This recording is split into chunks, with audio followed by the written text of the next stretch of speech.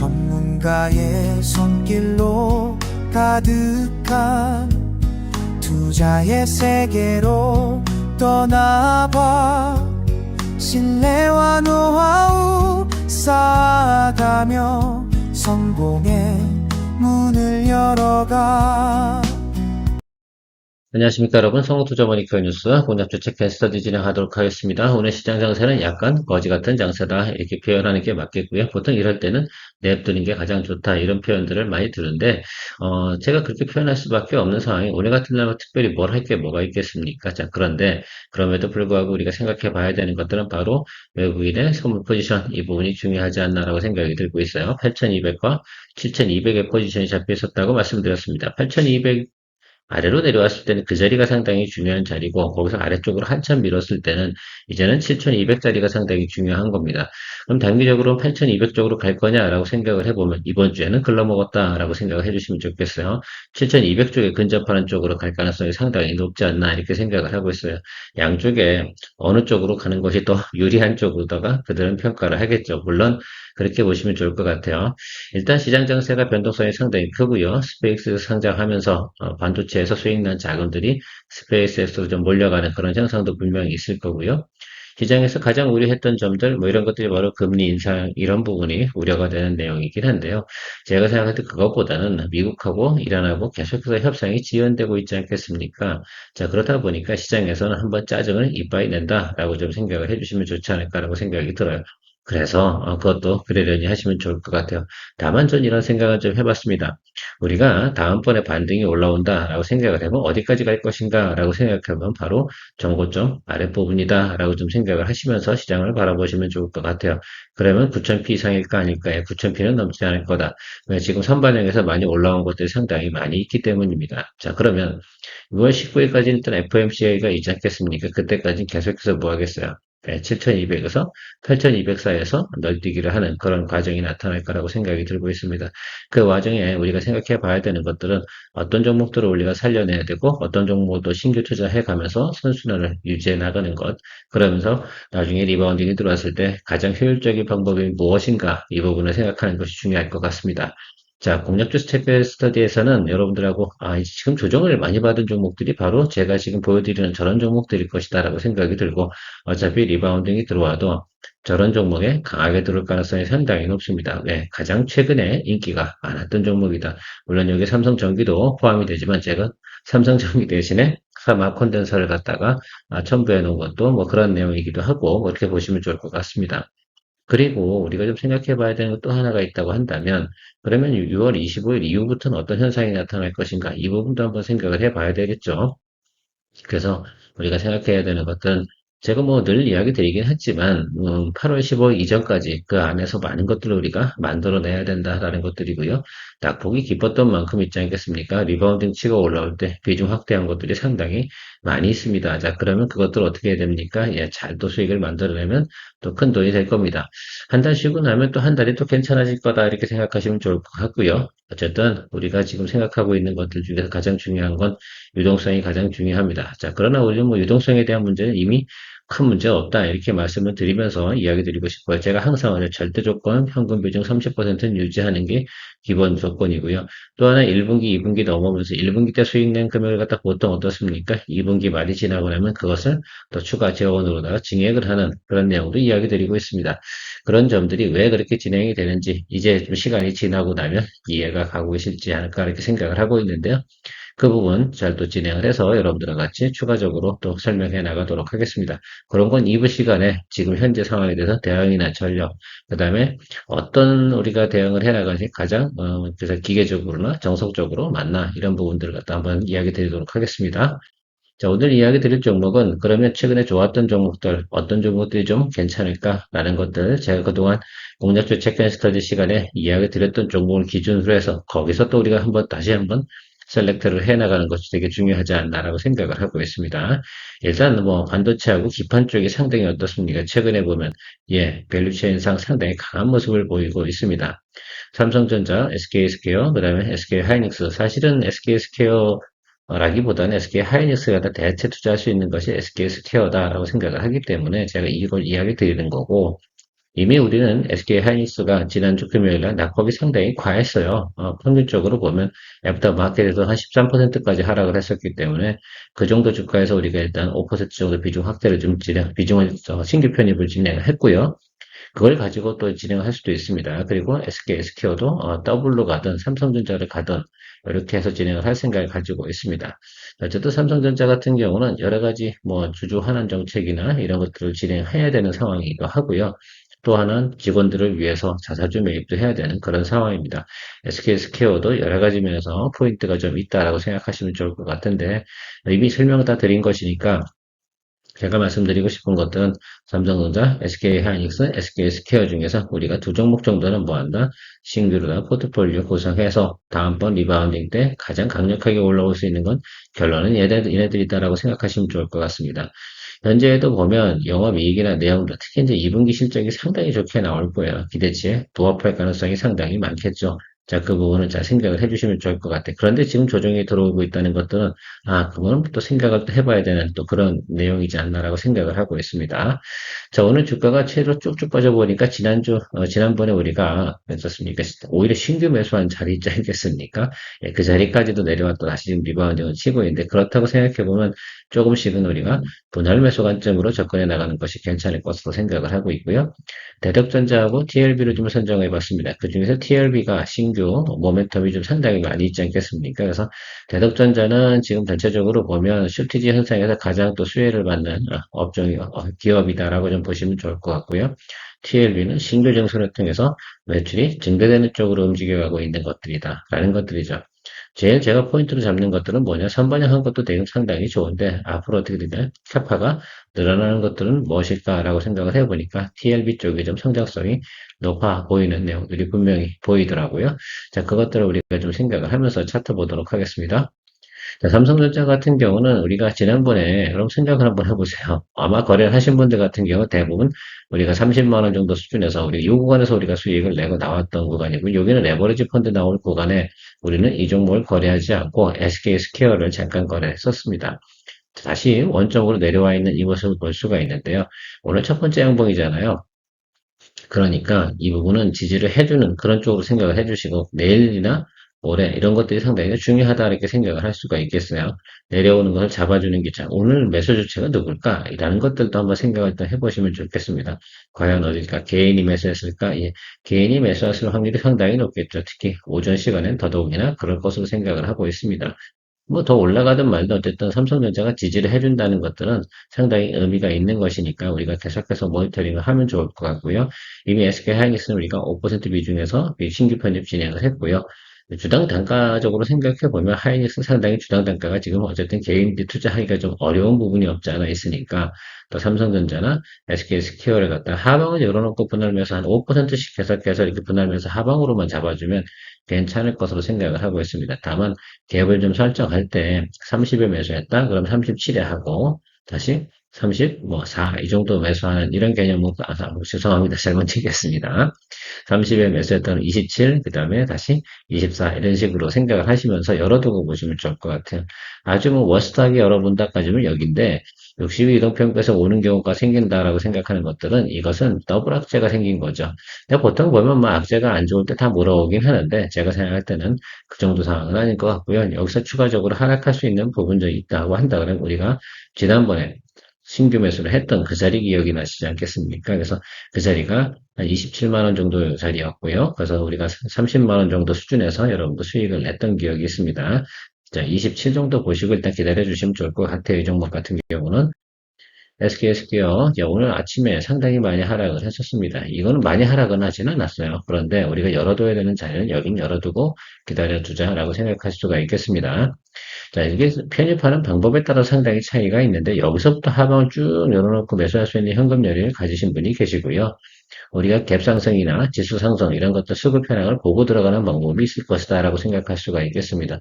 자, 그런데 이론적으로 어쨌든 우리가 분할 매수를 해주는 건 기본적으로 맞다 이렇게 보시면 좋을 것 같고요.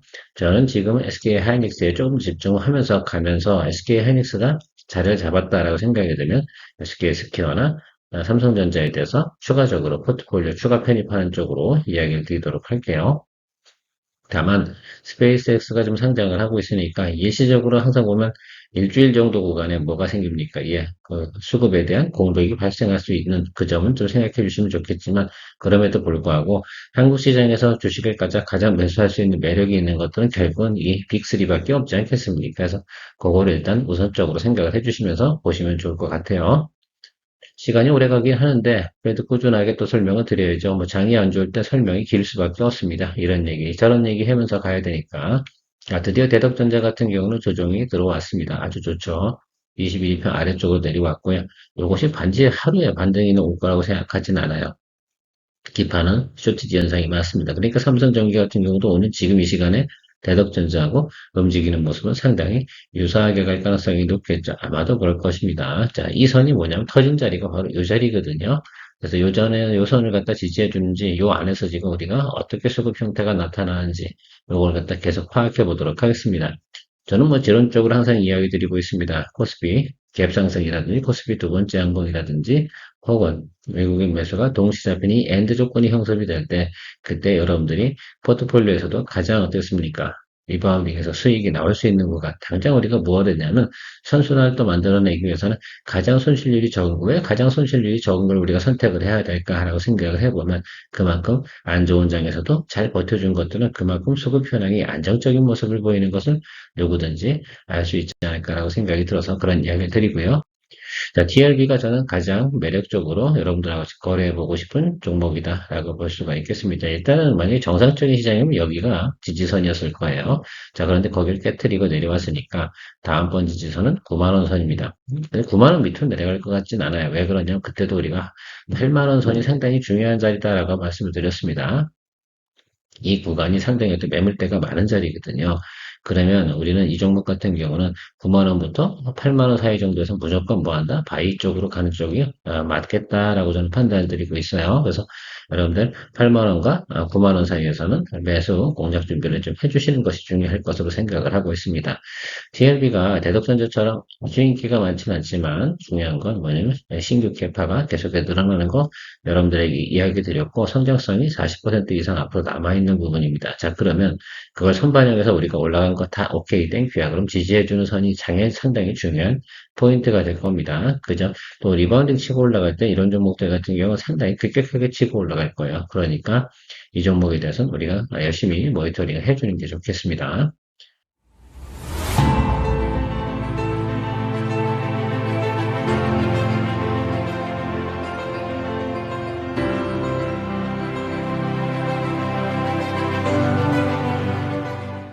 올라본다고 그러면 부담이 없는 것들은 이미 뭐 여러 가지 내용들이 있지만 여기 있는 것 중에서 저희가 공략을 하는 것이 맞겠다라고 생각을 하고 있고요.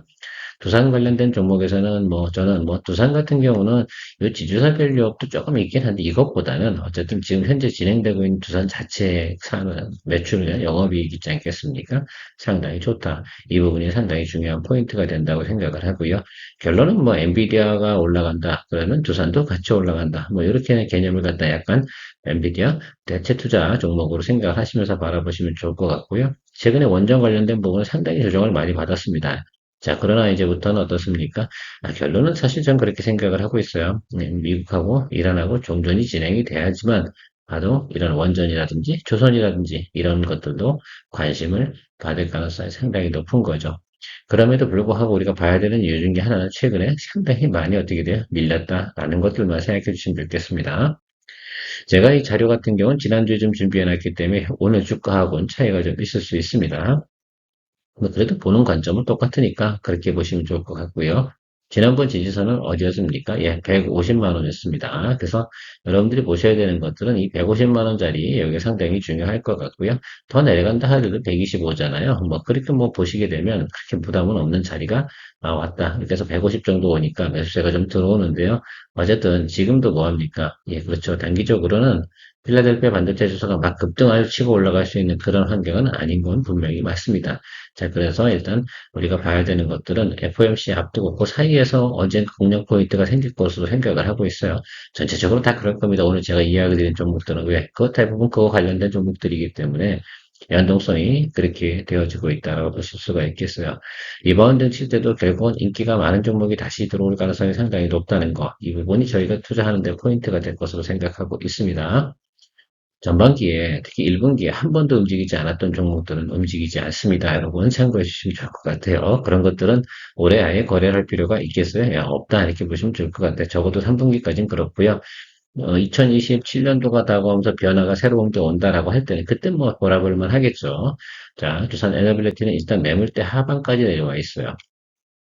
사유가 어쨌든 일단 기본적으로 매물대를 다 뭉그러뜨리고 내려와 있는 것들이죠. 이 부분이 하락한 부분이 뭐겠습니까? 예, 결국은 매크로가 악화되는 과정 속에서 나타난 것들로 생각해 주시면 좋겠습니다. 그렇죠? 자, 그러면 매크로 악화할 때 다음번 악재가 더 큰 게 또 뭐가 있을까라고 생각하면 두산 에너빌리티 자체에 대한 배분 요소는 별로 없습니다. 다만 이제 지연되고 있는 것들, 그다음 매출이 이익이 과시화되는 것들, 이런 것들이 조금 어떻습니까? 시간차가 좀 존재하는 것들, 이것이 시장에 미치는 영향이다라고 생각을 하지만 결론은 이 종목은 싸게 생각하면 이게 뭐 BHI도 마찬가지고 다 그렇겠죠. 그런 면에서 보면 우리가 충분히 볼만하다. 어떻게 11만 원 정도 수준에서 8만 원대까지 내려옵니까? 이 정도면 거의 짧은 기간에도 거의 마이너스 30 정도 내려온 건데 어마무시하게 내려온 걸로 생각하실 필요는 없어요. 올라갈 때도 세게 올라갈 겁니다. 여기도 10만 원에서 어디까지 올라갔어요? 예, 14만 원 근처까지 가는데 불과 한 달도 안 걸렸습니다. 자, 그러면 이 부분이 한 번 정도는 더 분명히 나타날 것으로 생각을 하고요. 저는 항상 이 고점이 중요하다라고 생각을 하고 있습니다. 그래서 이 고점짜리, 그러니까 이 아래쪽에서 올라가는 스펙은 그 정도 스펙으로 좀 보시면서 우리가 보도를 좀 해볼 수가 있겠습니다. 그동안은 원전주 관련된 부분에서는 제가 BHI하고 우리 기술을 좀 보고 있었는데 두산 에너빌리티도 이제 봐야겠습니다. 왜? 싸거든요. 이제 싼 거 분명히 맞습니다. 그래서 기억을 해주시면 좋을 것 같아요.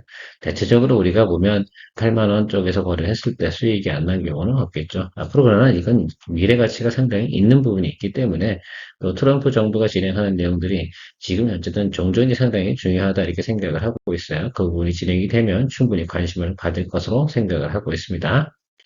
사실은 저는 이렇게 생각해요. 어떤 종목들이 있는데 꿈과 희망이 있어 보일 때 사람들이 더 열심히 돈을 갖다가 투자하는 투자 심리가 발생하기 마련이다. 저 앞에 있는 것도 마찬가지겠죠. 두산 엘리베이터 결국은 외국인 매수가 들어와야 돼. 특히 저런 종목들 같은 경우는 그것이 뭡니까? 모멘텀 변화, 지지를 해주는 구간 이렇게 형성이 되니까 오늘은 아직 확인이 안 되고 있으니까 눈으로 확인을 해야 됩니다. 자, 그래서 제가 항상 강조드리는 거 외국인은 그냥 들어오지 않는다라는 것들을 이야기 드리고 싶고요. 당장은 들어올 만한 상황은 아니잖아요. 그렇죠. 어쨌든 일단은 12일까지는 못 들어옵니다. 들어올 마음도 없을 거고요. 그럴 이유도 없을 것 같아요. 그래서 제가 뭐 지난달에도 이야기 드렸지만 11일 전후가 상당히 크게 달라질 것이다라고 생각을 하고 있습니다. 저는 오히려 뭐 새롭게 FOMC 회의가 있는데 거기서 나오는 물론 점도표 상당히 중요한 건 저도 알고 있어요. 자, 그럼에도 불구하고 그거보다 더 걱정이 되는 것은 바로 이 수급 현황이라고 저는 생각을 하고 있어요. 그 부분들을 갖다가 월가에서는 포인트를 쳐서 어떻게 보면 그런 거죠. 큰 틀에서 보면 자금의 흐름을 갖다가 조절해 나가면서 시장을 어떻습니까? 그래서 정화시켜 준다고 해야 되나 아니면 망가뜨린다고 해야 되나 여러 가지 두 가지 면이 다 같이 공존하는 그런 모습으로 생각할 수가 있겠습니다. 자, 현대모비스 드디어 조정이 들어왔죠. 이거 다시 해야 될까요? 말아야 될까요? 해야 되는 종목입니다. 저는 어쨌든 현대차가 로보틱스 진행하는 과정에서 일단 어느 이제 자동차 부품 회사라기보다는 로봇, 전장 뭐 이런 쪽으로 좀 많이 보시면 좋을 것 같아요. 액추에이터, 매출 뭐 이런 것들에 대해서 제가 이야기 드린 적이 있습니다. 자, 그거 뭐 로봇이 생산이 되고 나면 당연히 컨덴서도 들어갈 거고 이런 것들 때 사막 컨덴서 자동차에만 들어가는 건 아니지 않겠습니까? 그래서 최근에 보면 MLCC 같은 경우는 계속해서 쇼티지 현상이 나타나고 있어서 삼성전기가 계속해서 MLCC 이슈로 간다 그러면 사막 컨덴서도 나쁠 만한 이유는 별로 없을 겁니다. 그래서 현대모비스 사막 컨덴서를 좀 이야기 드리고 싶고요. 왜냐하면 저는 이런 생각을 하고 있어요. 어차피 같이 움직일 거면, 그쵸? 예, 우리가 거래할 수 있을 만한 것들 가지고 거래하는 게 중요할 것 같습니다. 자, 따라가신 분들을 한번 생각해 볼게요. 82만 원에서 한 60만 원 와버리면 어떻습니까? 이건 멘붕이잖아요. 그래서 이런 게 상당히 달릴 땐 좋은데 떨어지는 거는 글쎄요. 3, 4일 만에 쭉쭉 떨어지니까 이 구간에서 들어갔다 하더라도 며칠 기분 좋았다 안 좋은 거지 않습니까? 자, 아무튼 우리가 요 구간에서 수익을 좀 만들어냈었고 다시 우리가 매도친 구간까지 이미 진입을 했어요. 자, 그래도 제가 확인해야 되는 거 분명히 맞죠? 통상 다 똑같아요. 자, 그 시그널에 대해서 우리가 파악하는 부분은 제가 2부 시간에 이야기 드리도록 할 거고요. 이런 종목들을 우리가 봐야 된다. 저는 현대오토웨이버보다 현대모비스가 훨씬 더 로봇 관련된 부분에서는 명확하다라고 좀 말씀드리고 싶어요. 사실 현대오토웨이버 같은 경우는 조금 오버슈팅 같은 느낌이 더 많이 들거든요. 미래에 실적이 정말로 빵빵하게 나온다라고 생각하면 현대모비스가 더 빵빵할 거고요. 결국은 지분 관계도 다 마찬가지. 결론은 정의선 회장의 지배구조 개선까지 생각해보면 현대모비스가 더 유력할 것으로 생각하고 있습니다. 현대차보다 저는 항상 그런 이야기 많이 드리고 있는데 그런 부분에서 우리가 생각하면서 바라보시면 좋지 않을까라고 생각하고 있고요. 삼화컨대사 같은 경우는 분위기 좋을 땐 쭉쭉 올라가고요. 그렇지 않을 때 많이 들립니다. 자, 그러나 이 종목 같은 경우는 현대모비스 올라갈 때 같이 올라갈 것임을 틀림없어요. 같이 연동될 가능성이 상당히 높으니까 지금 뭐 많이 조정을 받았지만 아직 좀 조정을 뭐 다 받았다라고 볼 수는 없는데 매크로가 개선이 되잖아요. 그러면 우리 반드시 뭐 합니까? 이런 것들을 한번 고려해 보세요. 삼화컨대사는 제가 여러분들한테 많은 이야기를 드리고 했는데 뭐 대체적으로 뭐 매수 타임이 안 들어온 경우에 더 좋은 걸 해야 되니까 오히려 뭐 사마컨덴서 할 거니 현대모비스 할 거니 저는 현대모비스 하지 제가 왜 사마컨덴서 하겠습니까? 그렇죠? 자, 그러나 이런 것들도 우리가 보시고 준비하고 지금 시장을 보는 눈은 똑같다 이겁니다. 두산에너빌리티든 두산이든 뭐 지금 앞에서 이야기되었던 삼성전자든 우리가 매수포인트 이렇게 동시에 몇 개를 갖다 우리가 신규 편입을 할 수 있느냐라는 현금 유동성을 얼마나 많이 갖고 있느냐라는 것들에 대한 상당히 중요한 포인트가 될 거라고 생각하시면 좋겠어요. 남아있는 현금 갖고 한 10% 정도는 신규 종목들을 두세 개 편입을 하고요. 남아있는 또 현금 가지고는 또 우리가 지금 눌려있는 종목들 중에서 평단 조절하는 데 힘쓰면서 대여섯 개 정도를 하루에 빨리 뽑아내야 되는 것이 중요해요. 지금 같은 경우는. 그리고 나서 다시 또 올 밑에서 치고 올라오는 것들 중에서 다시 한번 또 상승할 수 있는 여력이 남아있는 것들을 다시 재공략해서 다시 또 수익화내는 그런 작업들을 계속 해야 되죠. 최대한 우리가 지금 7월 말까지 가는 과정에서는 거기에 대해만 집중하시면 좋을 것 같아요. 이번 달 같은 경우는 사실은 미국이 다 조져놨잖아요. 사실은 그 전에 누가 조져놨냐면 이미 우리나라 시장에서 레버리지 펀드 나오면서 이미 그 시장에서 밸런스가 깨져버렸어요. 원래 5월달 장에서 반도체만 달리면 안 됐어요. 다른 종목들도 같이 좀 키 맞추기를 해줘야 되는데 그 키 맞추기 해주는 어때요?